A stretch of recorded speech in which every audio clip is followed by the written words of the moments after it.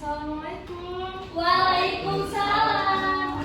Sebelum kita memulai materi pembelajaran kita, alangkah baiknya kita berdoa terlebih dahulu nih menurut kepercayaan agama kita masing-masing. Kalau selesai. Ibu mau nanya sama kalian, siapa nih yang nggak datang hari ini? Hadir semua, Bu. Hadir semua. Alhamdulillah ya pada hadir semua. Nur Ainun, Hadir, Bu. Sabima. Hadir, Bu.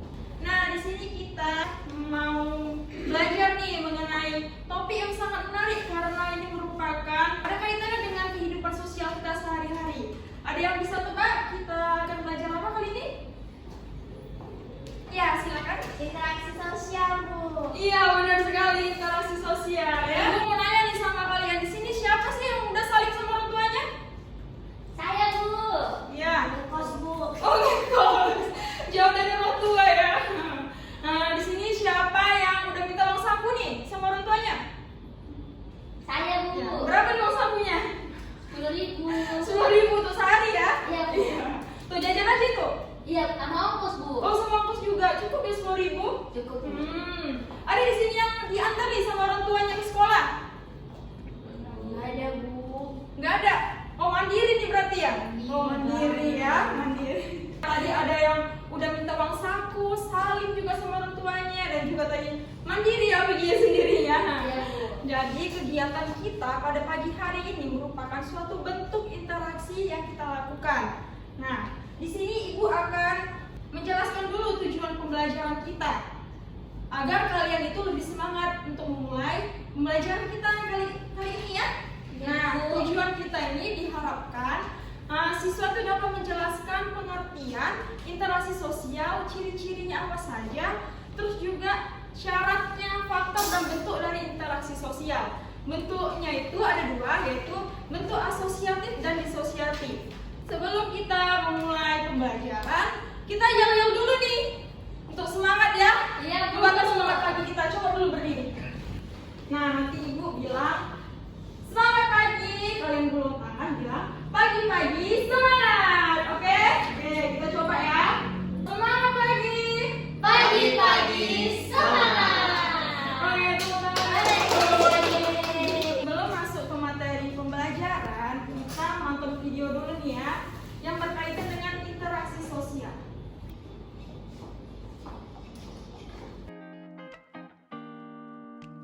Dari video yang udah Ibu tampilkan tadi, apa yang kalian dapatkan terkait dengan materi kita pada kali ini?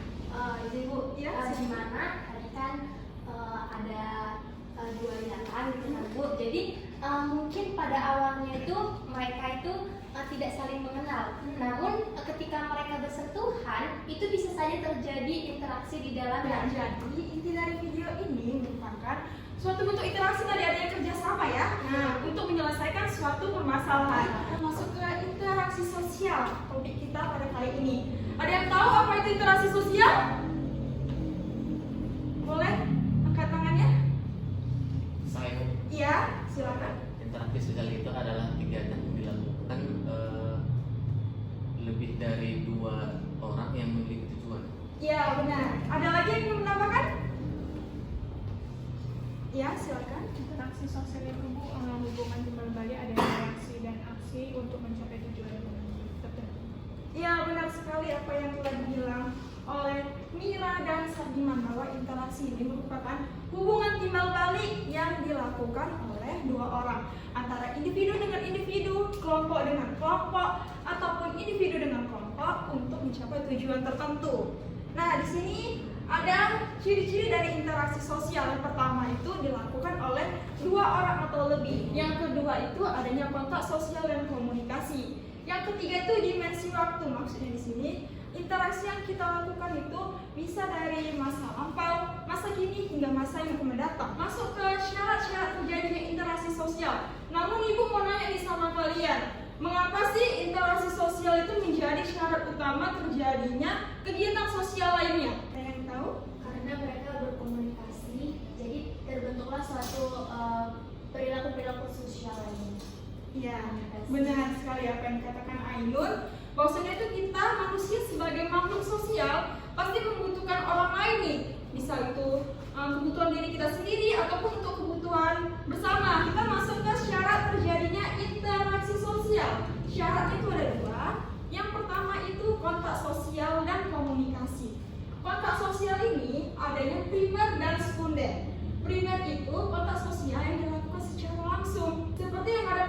gambar bahwasannya foto tersebut merupakan foto keluarga yang sangat bagus nih. Pasti mereka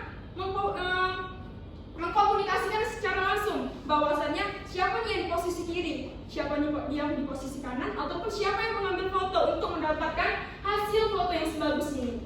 Nah, yang kedua itu sekunder tidak langsung. Ibu mau nanya nih sama kalian, seperti apa sih contoh kontak sosial secara tidak langsung? Ya? Saya seperti media sosial. Ya, menggunakan media sosial. Yang kedua itu komunikasi. Di sini kita akan membahas bentuknya, bentuk asosiatif yang mengarah pada kerjasama dan bentuk disosiatif yang mengarah pada konflik.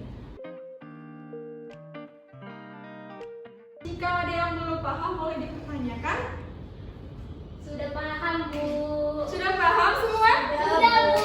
Sekarang kita masuk ke sesi diskusi kelompok ya.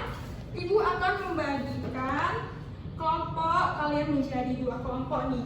Kelompok 1 yang berisikan 3 orang, kelompok 2 yang berisikan 2 orang. Baik, Bu. Boleh dibagi kelompoknya? Gini aja ya. Bagian sini kelompok 1, bagian sini kelompok 2. Perwakilan kelompok boleh maju ke depan.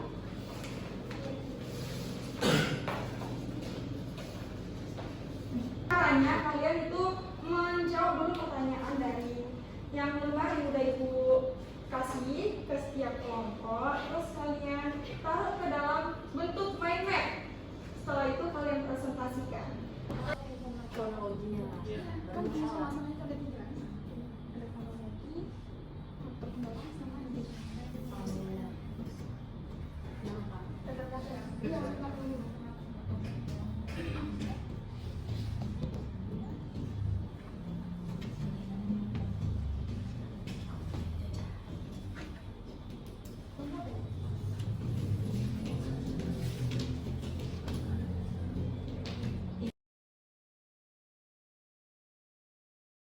presentasi pertama. Kami, Bu. Ya, boleh maju kelompok 1.